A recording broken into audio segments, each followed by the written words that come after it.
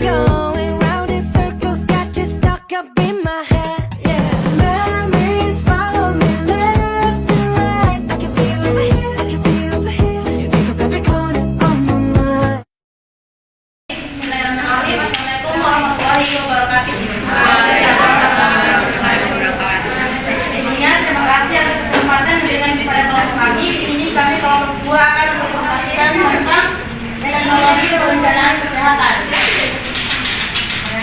Sebelumnya saya akan memperkenalkan anggota kelompok 2. Pertama saya sendiri, nama Putri, dan teman saya di sana.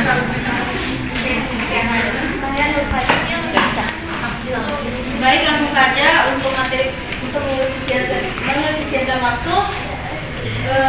Materi pertama akan dijelaskan oleh Saudari Nur Fatimah.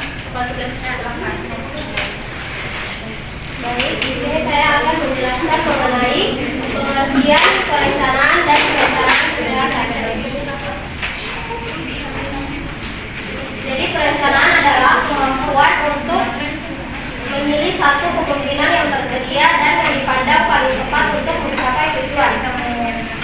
Jadi perencanaan adalah proses menetapkan berbagai hambatan yang diperkirakan ada dalam menjalankan suatu program guna dipakai sebagai pedoman dalam suatu organisasi.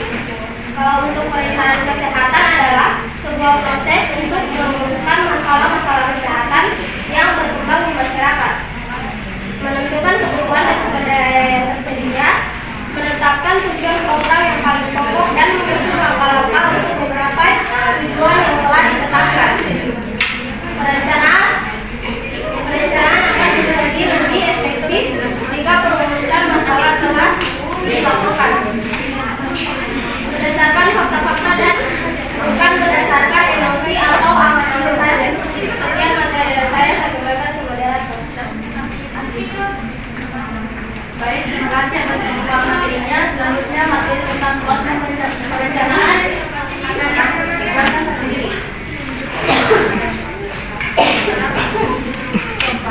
Proses perencanaan beberapa kegiatan yang ada dalam proses perencanaan tersebut adalah: pertama, analisis situasi. Kegiatannya berupa pengumpulan data berupa fakta dan informasi atau objektif, termasuk opini atau subjektif.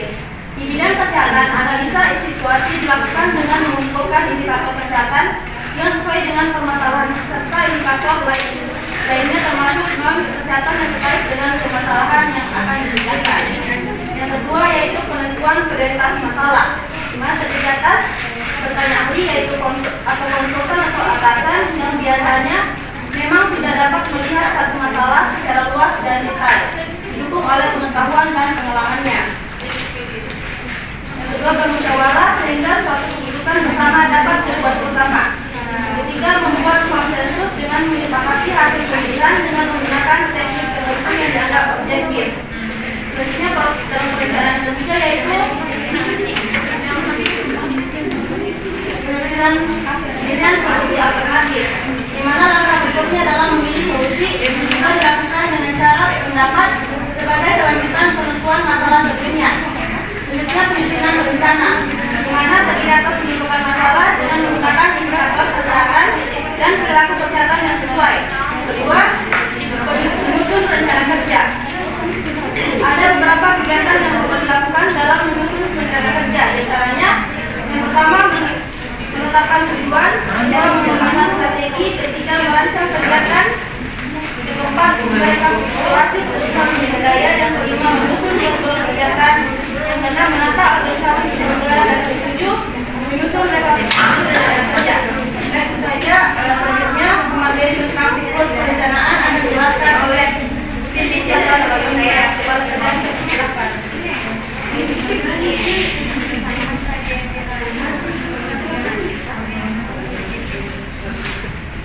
Baik, ada ilmu perencanaan kesehatan. Menurut WHO, siklus perencanaan adalah tahapan sekuensial perencanaan yang perlu diikuti untuk menentukan apa yang terjadi dalam perencanaan. Dalam siklus perencanaan, terdapat siklus menjawab pertanyaan, di mana pertanyaannya terdiri atas 4. Yang pertama itu, di mana kita berada sekarang. Untuk menjawabnya, membutuhkan analisis situasi untuk mengidentifikasi kondisi kesehatan saat ini, kebutuhan terkait kesehatan dan masalah. Yang kedua yaitu kemana kita mau pergi. Untuk menjawabnya membutuhkan seleksi prioritas yaitu mengganti tujuan serta target untuk meningkatkan kondisi kesehatan dan kemudian pelayanan kesehatan. Yang ketiga yaitu bagaimana dapat mencapainya. Menjawabnya mencapai detail dan mengorganisasikan program benefit yang dilakukan oleh siapa, kapan waktunya, berapa biaya, dan rencana sumber daya apa untuk mencapai tujuan yang terakhir. Dan yang terakhir yaitu bagaimana mengetahui kapan kita mencapainya. Menjawabnya membutuhkan pengembangan pengukuran indikator untuk monitor kemajuan dan evaluasi hasil. Berikan kepada Baik, terima kasih atas pemaparan materinya. Materi selanjutnya saya persilakan kepada saudara dan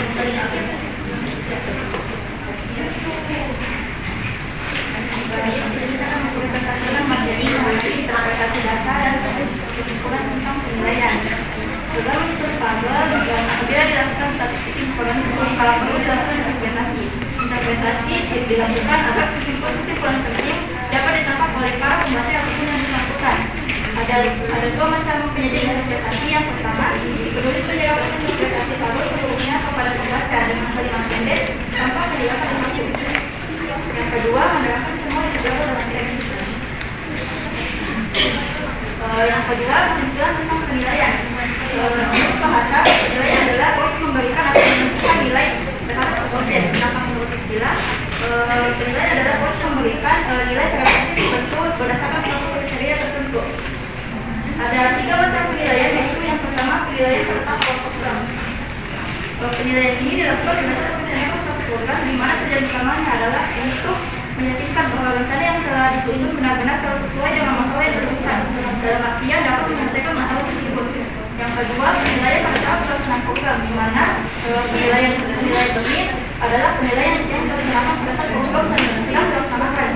Yaitu tujuan utamanya untuk mengukur apakah program yang sedang dilaksanakan telah sesuai dengan rencana atau tidak, ataupun apakah telah terjadi penyimpangan-penyimpangan yang dapat menghambat pencapaian tujuan dari program tersebut.